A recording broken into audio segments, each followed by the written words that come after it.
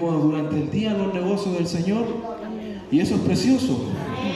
El negocio significa negarse al ocio, porque pudimos haber estado en la casa sentado viendo tele, a lo mejor de eso no me edifica para nada, pero gracias a Dios nos negamos a ese ocio y pudimos buscar una palabra, ¿cierto?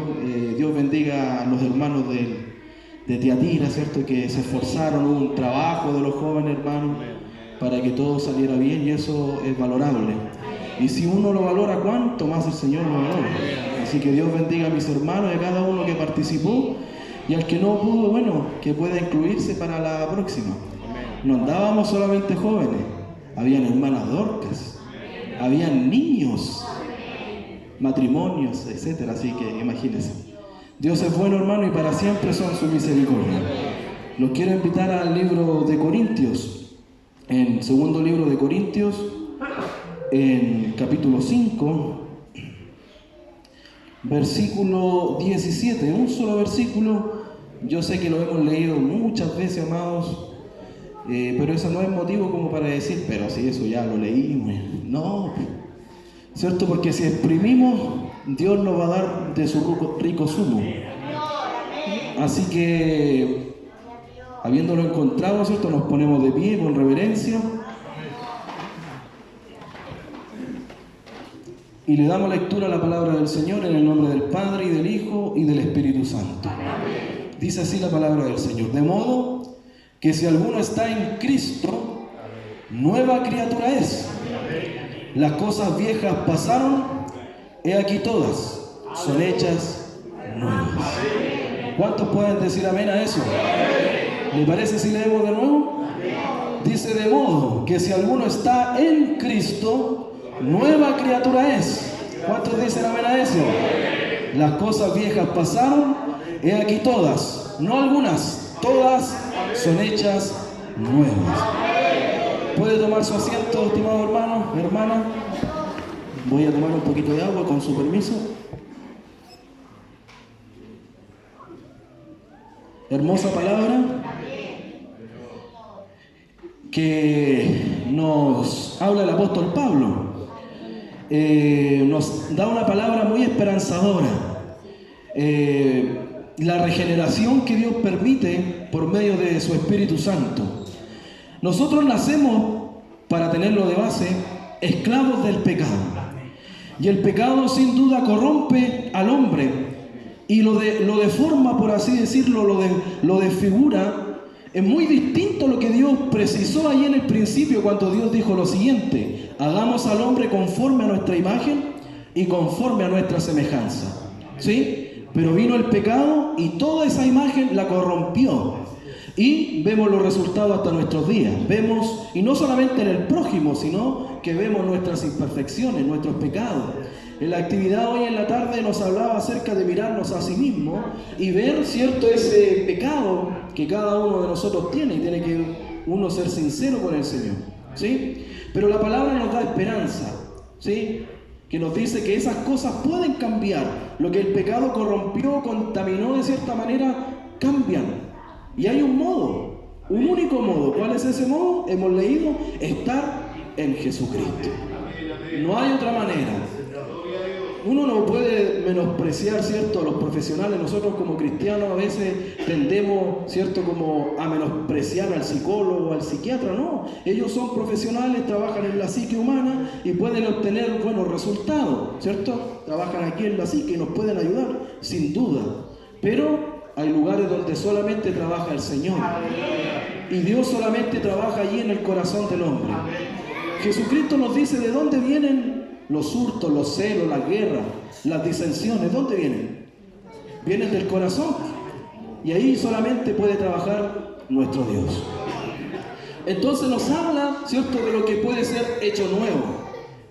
Salomón en Eclesiastés parece que hace una conclusión, este hombre sabio, ¿cierto? Y dice: no hay nada nuevo bajo el sol. Uy, parece que un poco no es muy esperanzador eso. No hay nada nuevo bajo el sol. Y así pareciera el que no tiene esperanza, ¿cierto? Los días pasan, parece que los días son fotocopias unos con otros, nos levantamos, hacemos una vida rutinaria y parece que todo es lo mismo. Por eso que Job muy bien dice: dice, el hombre es corto de días y es hastiado de sinsabores. Y no dice que la vida es hastiada de malos sabores, no. Dice sin sabores, como que esto no tiene ningún sabor, como que la vida no tiene ningún sentido. Pero cuando viene Cristo, la vida del hombre le da un sentido nuevo, le da propósitos a la vida. Nuestras metas personales van quedando de ladito, ¿cierto? Y aparece un propósito, un norte, que ese norte solamente lo establece nuestro Dios. Pero la pregunta, ¿qué es estar en Cristo? ¿Sí? Porque hay que estar en Cristo para hacer una nueva creación. Pero ¿qué es estar en Jesucristo? Es una buena pregunta. Es una muy buena pregunta. Esto es como fundamentar nuestra casa sobre la roca, ¿cierto? La palabra Jesucristo nos habló y nos dijo que nosotros debiésemos de fundamentarnos en la roca, o sea, hacernos uno con la roca. El que oye mi palabra y la hace, ¿a qué lo compararé? Aquel hombre que ha edificado su casa sobre la roca, pero el que oye la palabra, pero agrega, hay una añadidura, el que la oye y la hace.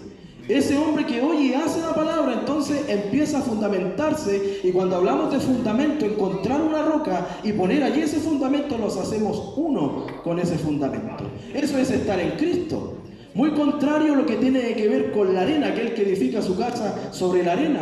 Una roca es una sola unidad, pero la arena, usted se da cuenta que son miles de gramos.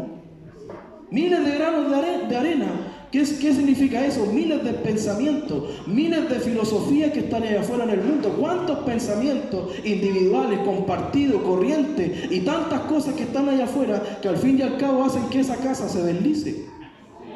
¿Sí? Por eso nosotros debemos estar fundamentados en un solo pensamiento. El apóstol Pablo dice que nosotros podemos llevar los pensamientos cautivos a la mente de Cristo. Mire, un solo pensamiento.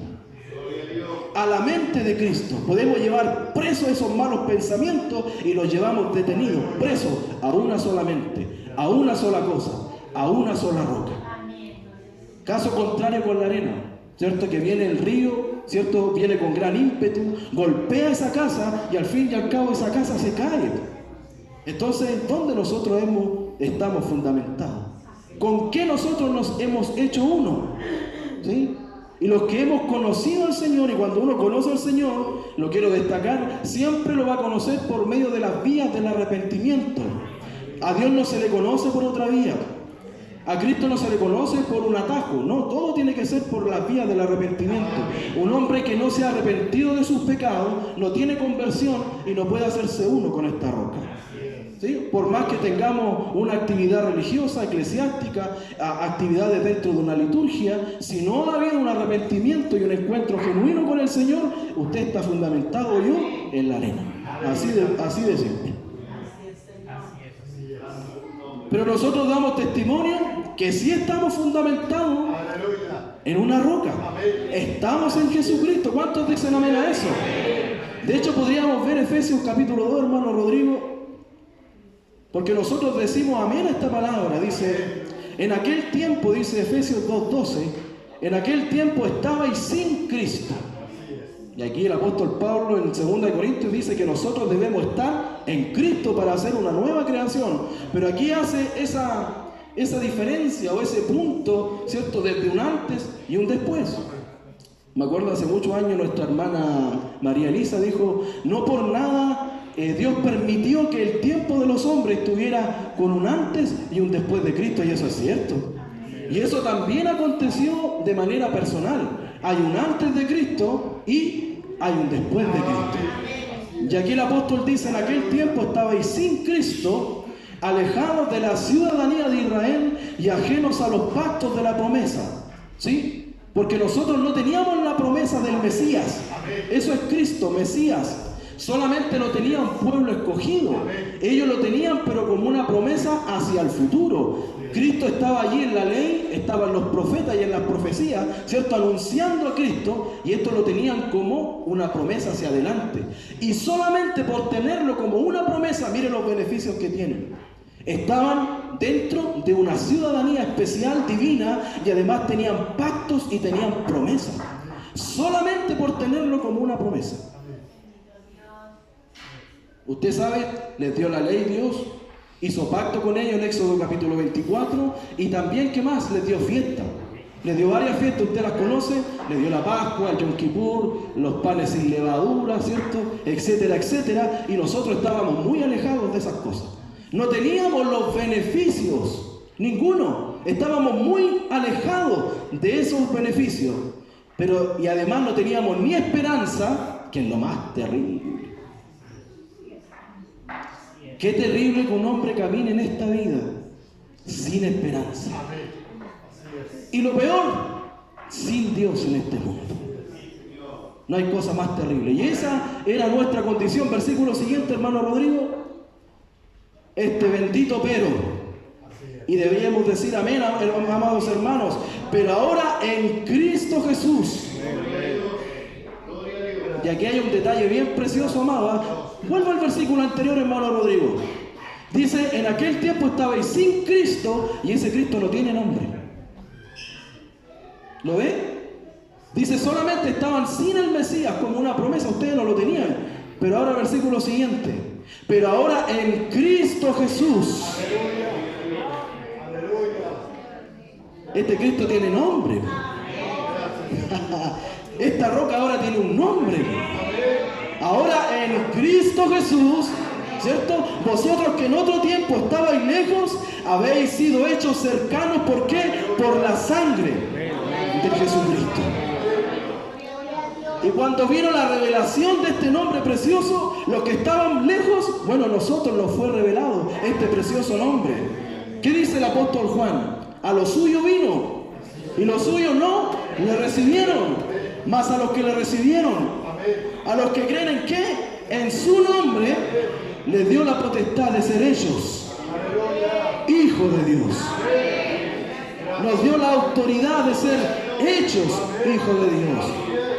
Porque no hay ningún nombre bajo este cielo en el cual usted y yo podamos ser salvos, dice su palabra. Solamente en Jesucristo nuestro Señor. Aquel Hijo de Dios que se humilló por cada uno de nosotros y hizo una obra pero lleno de amor, lleno de misericordia. Por eso que el libro de Filipenses dice, por lo cual Dios también, ¿qué le dio? Le exaltó hasta lo sumo y le dio un nombre. Y ese es el nombre que nos fue revelado a nosotros. Lo exaltó hasta lo sumo y más aún le dio un nombre que es por sobre todo nombre. Dígame un nombre importante, poderoso en este tiempo. El presidente de Estados Unidos podría ser. Un hombre millonario importante. El nombre de Cristo está mucho más arriba que ese nombre. Por eso que Filipenses lo establece. Por lo tanto, por lo cual Dios también le exaltó hasta lo sumo. Y le dio un nombre que por sobre todo nombre, dice la palabra, para que en el nombre de Jesús se doble toda rodilla. Hermanos, ¿y dónde están esas rodillas? ¿Dónde están? Las que están en los cielos. Allí hay rodillas. Las que están aquí en la tierra, aquí también hay rodillas. Y debajo de la tierra, dice, para que en toda lengua confiese que Jesucristo es el Señor, para gloria de Dios Padre. Y en ese nombre nosotros estamos fundamentados. En esta roca bendita que nos fue revelado, amados hermanos. Y Dios nos reveló a nosotros. ¿Sabe lo que es revelar? Correr un velo, correr una cortina. Nosotros estábamos en un cuarto oscuro, no teníamos esperanza, no veíamos la verdad, la realidad. Estábamos ahí desesperanzados, pero por misericordia Dios corrió una cortinita. Y entró una luz preciosa a ese cuarto oscuro, amados hermanos. Por eso la palabra dice, mas vosotros los que teméis mi nombre, nacerá. ¿Qué cosa? El sol de justicia. Y Dios corrió la cortina, amado. Y nos entró esta revelación preciosa que es Jesucristo. Y en Jesucristo nosotros debemos estar fundamentados. Me gustaría invitar a mi hermano Rodrigo para poder entender un poquito qué es lo que es estar en Cristo. Para poder ser una nueva creación. Juan capítulo 15. Hermano Rodrigo, si me puede ayudar, por favor. Juan capítulo 15, lo busco de inmediato. Aquí está. Juan capítulo 15, versículo 7. Vamos a ver qué es lo que es estar en Cristo. Dice el apóstol Juan, ¿cierto? Hablando de la parábola de la vid, ustedes la conocen, si es que alguien no la conoce, para rebobinar, la palabra dice que un pámpano no puede vivir sin la vid, es completamente sustentado por la vid. Así también nosotros, dice la palabra, nosotros somos esos pámpanos y Jesucristo es esa vid. Si nosotros nos separamos de Jesucristo, estamos muertos. Espiritualmente hablando, porque alguien puede decir, yo tengo una vida, tengo un trabajo, prospero, tengo mi negocio, etcétera, etcétera, tengo una vida. Pero estamos hablando de la verdadera vida, de la abundancia de vida que solamente hallamos en Él. ¿Cierto? Entonces, la palabra dice, si permanecierais en mí, ¿cierto? Perdón, el primero es el versículo 4, hermano Rodrigo. Dice, permanecer en mí y yo en vosotros. Dice, como el pámpano no puede llevar fruto por sí mismo si no permanece en la vid, así tampoco vosotros si no permanecéis en mí. O sea, de cierta manera Cristo está revelándose al pueblo, le dice, permanezcan en mí, permanezcan en mi nombre, porque de cierta manera yo estoy siendo revelado a ustedes, porque el pueblo de Israel no tenía ese conocimiento precioso acerca del Hijo de Dios, por lo tanto Él empieza a revelarse al pueblo, y permanezcan en mí, permanezcan en Cristo. Pero sigamos desglosando. Ahora viene el versículo 7, hermano Rodrigo. Si permanecierais en mí, y mis palabras permanecen en vosotros, ¿se da cuenta cómo va? Se está poniendo un poco más específico esto. Porque alguien puede decir, si yo creo en Jesús, y se fundamenta en eso, pero no es suficiente. Alguien dice, pero si yo creo en Él, yo creo que Él murió, yo creo que Él resucitó, pero aquí la palabra sigue desglosando. Si permanecéis en mí, en mi nombre, y ahora, y mis palabras permanecen en vosotros, pedid todo lo que queréis y os será hecho. ¿Ve? Por lo tanto, ¿qué nos está invitando ahora el Maestro? A que nosotros permanezcamos en sus palabras. En sus palabras. Nosotros no estamos invitados a permanecer en un sistema religioso. Nosotros estamos invitados a permanecer en las palabras del Señor. Porque al fin y al cabo es la palabra la que es espíritu y también es vida. Yo por mis capacidades no puedo tener una buena obra, sino que la palabra que mora en mí me permite hacer una buena obra.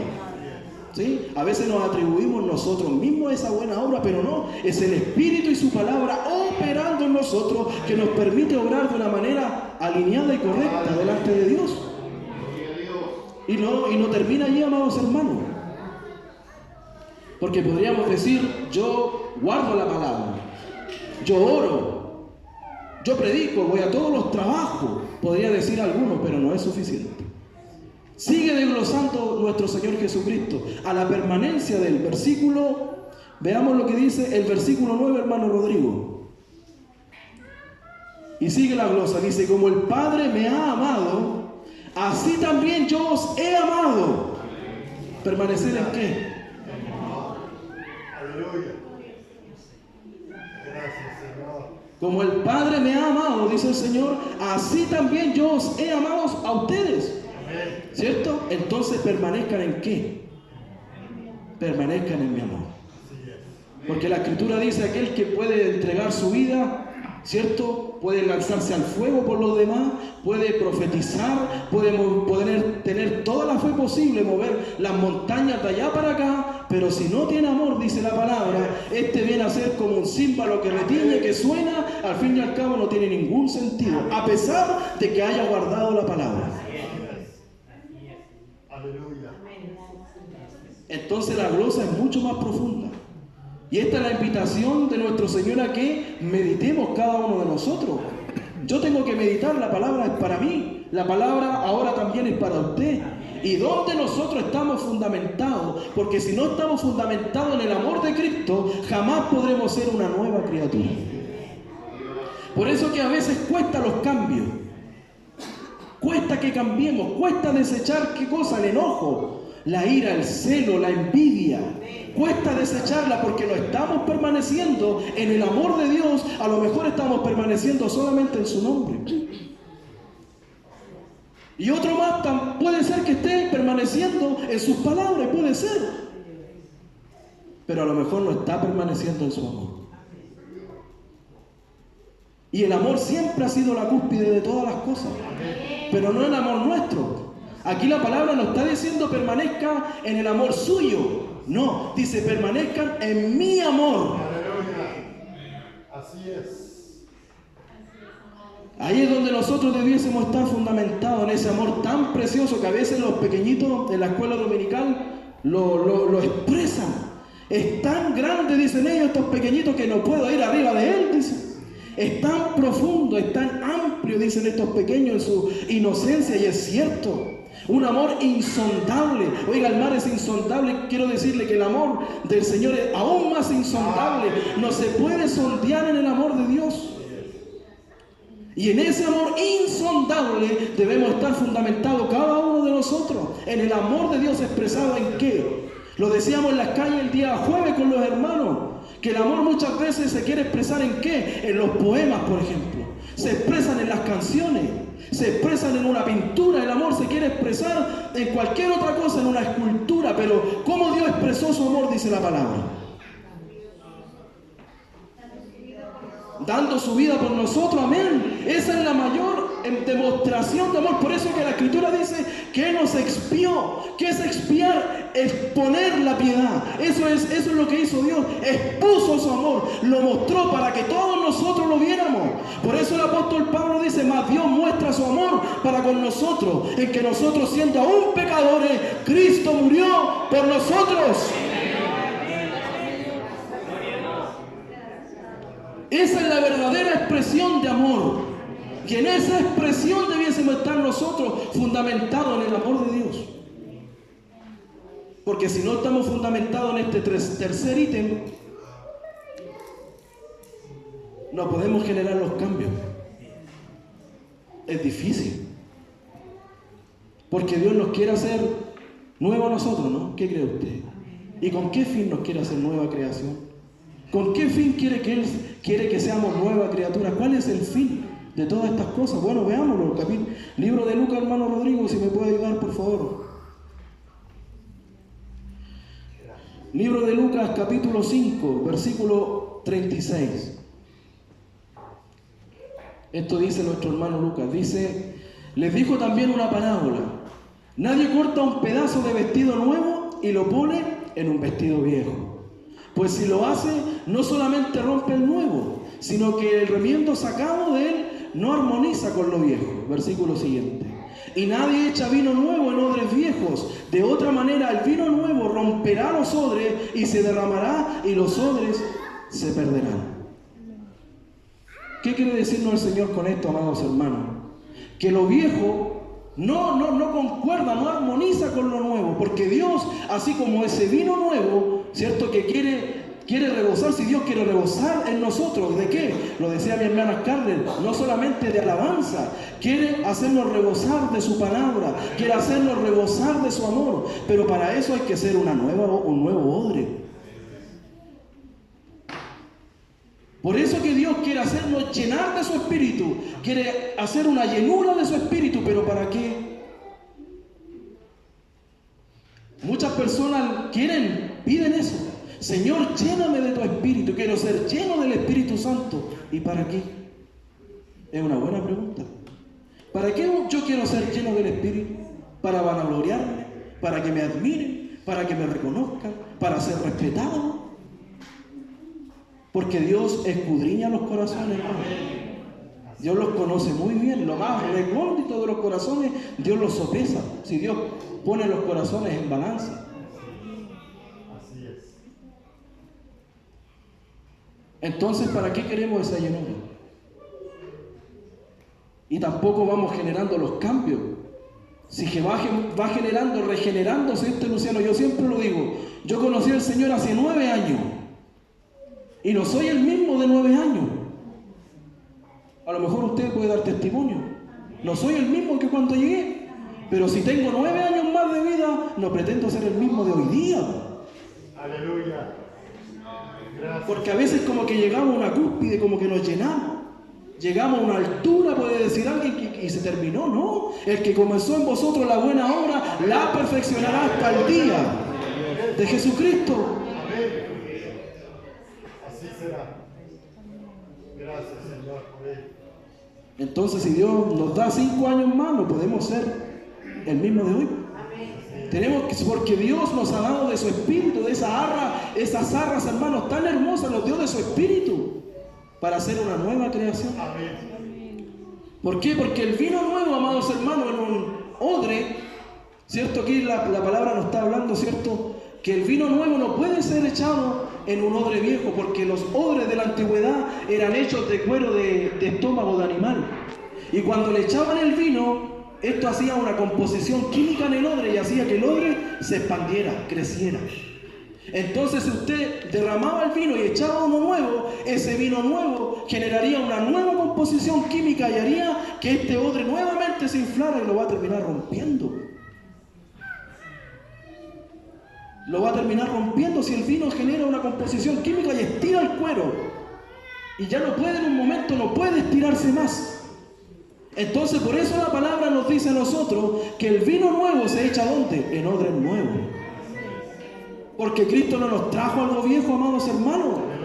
Cristo no nos trajo algo viejo, lo mismo que los remiendos. ¿Cierto que las vestimentas de la antigüedad no eran como las de ahora? ¿Cierto que el sol seguramente estiraba la prenda, la túnica, por así decirlo? Y cuando se le ponía un parche, un remiendo, también empezaría a estirarse este parche y al final terminaría lo nuevo rajando lo viejo, termina siendo peor todavía. Porque sabe que Cristo no vino a parchar la religión judía y hebraica de ese tiempo. No vino a parcharla porque ya estaban desalineados con la palabra, estaban desalineados con Dios. Si Cristo no vino a parchar la religión, Cristo vino a hacer nuevas todas las cosas. Así también con cada uno de ustedes. ¿Usted cree que si alguien tiene su matrimonio fragmentado o triturado, usted cree que Cristo vino a parchar su matrimonio? No, Él vino a hacer su matrimonio de nuevo. Si usted tiene un hijo que el pecado lo tiene ahí consumido, Cristo no vino a parchar la vida de su hijo o de su hija, no, Cristo vino a hacerlo de nuevo. Porque de modo que si alguno está en Cristo, nueva criatura es, nueva creación es. Las cosas viejas pasaron, hermano, y aquí todas son hechas nuevas. Y para eso hay que dejar el pasado atrás también. Hay que dejar el pasado. A veces nos gusta volver al pasado. Aquel que no va generando cambios siempre va al pasado. Yo hice esto. Yo en 20 años atrás hice esto. En 30 años hice esto. Siempre van al pasado. Porque en el presente poco y nada. Así eran los fariseos, los sacerdotes en aquel tiempo. Nuestros padres, decían ellos, hacia el pasado. Nuestros padres, pero no podían hablar de sí mismos. Nuestros padres en el ayer le decían al maestro, nuestros padres, Moisés le dio del maná en el desierto. ¿Y qué decía Cristo? Vuestros padres comieron maná en el desierto y murieron. Yo soy el pan de vida, decía él. Ellos decían nuestros padres, Jesucristo decía, yo soy y yo soy. Santo, gracias Espíritu Santo. Yo soy. Y ese yo soy que también retumba dentro de nosotros. ¿Sí? El que tiene poco y nada que hablar siempre va a ir al pasado. Pero aquel que va cambiando conforme a la palabra, lo va moldeando, habla del presente. Es más, puede hablar, a lo mejor no conoce el futuro, pero tiene una visión y una misión hacia el futuro. ¿Sí? A algunos incluso les gusta hablar de su pasado y a pesar de que se hicieron cosas malas en el pasado, nos jactamos como si hubiese algo bueno en eso.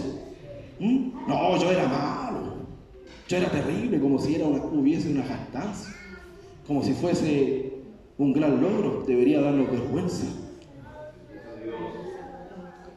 Debería dar vergüenza al pasado y no sacarlo al yo hacía esto, era el más malo de todo. Como, no, debería dar vergüenza. Si lo va a contar, con vergüenza, con humillación. Así debiera ser, porque las cosas viejas pasaron y todas son hechas nuevas. Esto es como en el principio la creación, amados hermanos. La tierra estaba como desordenada ahí. ¿Y cómo está la vida sin Cristo? En otro tiempo estábamos sin Cristo y cómo caminábamos desordenados. Y además vacío más encima. ¿Cierto? Cuando Cristo no estaba en nuestra vida, ¿cómo andábamos? Vacíos. Queríamos llenar, para sentirnos vivos, queríamos llenar el corazón ¿con qué? Con cosas, con materialismo, a lo mejor con pecados, porque queríamos sentirnos vivos, pero estábamos muertos. Y la tierra en el principio estaba desordenada y vacía la tierra. Y el Espíritu de Dios se movía ¿por dónde? Sobre las aguas, buscando esa tierra. Porque a pesar de que el agua se movía, estaba ahí sobre las aguas, el Espíritu amado sabía que debajo de esa agua había tierra. Y anhelaba esa tierra como el Espíritu nos anhela a cada uno de nosotros. Dios nos anhela a todos nosotros de una manera pero extraordinaria, amados hermanos. No importa que esté de forma desordenada y vacía, aún el Espíritu se mueve. Hay personas que están desordenadas y vacías sin duda, pero el Espíritu se mueve, amados hermanos, porque los anhela. Porque el Espíritu sabía que debajo de esa agua había tierra y que en algún momento la palabra separaría las aguas y ahí estaría la tierra, con que Dios algún día tomaría el polvo y formaría al hombre. Porque el Espíritu anhelaba al hombre. Dios, te lo agradecemos, Dios, gracias. Y por eso que vino esa preciosa palabra, amado, en el principio. Qué precioso, hermano. Gracias por su palabra. Sea la luz. Y fue la luz. Y Dios vio que la luz era buena. Gloria a Dios, amados hermanos. Ahí apareció qué cosa, su palabra. Y nosotros sabemos quién es esa luz, porque esa luz se reveló, amados hermanos. Esa luz es Cristo. Él dijo: yo soy la luz del mundo. Usted sabe que esa luz que resplandeció en el principio no fue una luz que vino desde el cielo o desde al lado o desde abajo, no, desde las mismas tinieblas apareció una luz, dice su palabra. Hizo retroceder las tinieblas y así también nuestro corazón estaba entenebrecido. ¿Y qué dijo Dios en nuestro corazón? Sea Cristo en tu corazón, sea la luz en tu corazón. Por eso el apóstol Pablo, ¿qué dice? Que Dios mandó un mandamiento, hermano. Igual que en el principio que hubo mandamiento, Dios mandaba por su palabra. Había mandamiento y cuando Dios hablaba, eso se hacía. Sea la luz, y fue la luz. Haya expansión en medio de las aguas, dijo. Júntense las aguas, reúnense en un mismo lugar. Y se descubrió lo seco. ¿Y qué pasó? Se descubrió lo seco. Produzca, le dijo a la tierra, produzca semilla, ciertos árboles y fruto conforme a cada árbol. ¿Y qué pasó? ¿Fue o no? Claro que lo fue. Y ahora el apóstol Pablo dice que Dios mandó que de las tinieblas resplandeciese la luz. El mismo mandamiento que Dios dijo en un principio, Dios dijo en tu corazón: sea Jesucristo en tu corazón. Y Dios vio que Jesucristo era bueno en nuestros corazones. Porque Dios quiere hacer una nueva creación y sin luz no se puede, amados hermanos. Sin una expansión no se puede. Esa expansión que Dios hizo tampoco se puede. Por eso es que Dios dijo: produzca, y también nos dice a nosotros: oye, Luciano, produce semilla, produce palabra. Vamos, crece, Luciano, crece, hermano, crece, hermana, para luego dar su fruto, amados hermanos. Si es lo mismo que aconteció en el principio, es lo mismo que debe pasar con nosotros. Una perfección desde el primer día hasta el séptimo. Eso debe pasar con nosotros. Lo mismo. Dios dijo: el cuarto día sea la lumbrera, el sol, la luna, y nosotros también tenemos que alumbrar, amados hermanos. Si es lo mismo. Pero ¿cómo vamos avanzando, amados hermanos? Para eso hay que estar fundamentado. ¿En qué? En Jesucristo. De modo que si alguno está en Cristo, y para estar en Cristo hay que estar en su nombre, en sus palabras y en su amor. De otra manera no se puede. ¿A alguien le gustaría cambiar? A mí me gustaría cambiar. El apóstol Pablo dijo: yo el pecador, el primero de todos, yo también. Porque yo me conozco. Porque yo no conozco su corazón, pero conozco el mío. Y yo sé que soy pecador y tengo cuántos pecados. Por eso Pablo dice: yo soy el pecador, el primero de todos. Yo soy primero. Y a veces nos gusta mirar al otro, ¿cierto? Al otro. Le buscamos las imperfecciones. Y lo miramos y lo escaneamos. ¿Y cuándo nos vamos a escanear nosotros? ¿Cuándo me voy a escanear yo? ¿Sí? Entonces, ¿cómo vamos a generar los cambios? Permaneciendo en el amor de Cristo, amado. Ese amor que se expresó ahí. Jesucristo cargó la cruz, amado. Cargó. Alguien dirá, esa cruz podía pesar 30 kilos, no lo sabemos, 40. Claro, fue pesado. Yo fui caminando a Colcura y llegué maltratado. No sé cuánto habrá caminado el maestro con la cruz, con ese peso, pero el peso real eran mis pecados. Ahí estaban mis mentiras, ahí estaban mis celos, mis envidias, mis pleitos, ahí estaban mis pensamientos inmundos, ahí estaba cuando robé, ahí estaba. ¿Quién no ha robado, hermano? Aunque le haya robado la manzana a la mamá, ya robó, y eso ya está enajenado de la gloria de Dios, está destituido. Y ahí estaban nuestros pecados, hermano. Todo lo que a nosotros nos agobiaba, lo que no nos permitía mirar hacia el cielo, hermano, tan cargados de pecado, lo tomó Él. Gracias por Sí, Él cumplió la ley por ti y por mí, pero fue más allá de cumplir la ley, porque Él pudo haber dicho, yo cumplí, me voy. Si yo cumplí, ustedes también pueden, pero Él sabía que nosotros no podíamos. Él sabía que usted no podía, yo no podía cumplir la ley, y fue más allá de cumplir la ley. Tomó esa cruz, amado, el vituperio, la vergüenza, la humillación. Todo lo que nosotros debíamos padecer a causa de nuestras transgresiones, Él lo tomó, amados hermanos, no se rindió, no nada lo detuvo, amados hermanos. Nada lo detuvo, y llegó allí a la cumbre del Calvario y lo colgaron. Le abrieron sus manos, le abrieron sus pies, y ahí permaneció hasta que expiró y entregó su espíritu. Se sintió desamparado. Elí, Elí, lama sabactani, ¿por qué me has desamparado, Padre? Él murió desamparado. ¿Sabes por qué? Para que tú y yo estuviéramos bajo un amparo. Como dice el Salmo 91. Gracias, Señor. Habitamos en el hueco de su mano, tenemos un amparo. Dios es nuestro amparo y nuestra fortaleza. Él murió desamparado para que nosotros estuviéramos amparados. Para que tú ahora camines tranquilo. Sí, porque Él caminó agachado, hermanos, con una cruz y no podía mirar al cielo, y ahora tú caminas mirando a lo alto. Te levantas en la mañana y dices, gracias, Padre, por tus bendiciones. Te levantas en la mañana y levantas tu rostro. Sí, porque Él fue el que se humilló y cargó ese madero por ti, murió por nosotros para darnos vida. Consumado es tetelestai. Eso está, esto está consumado. Todo está hecho, hermano.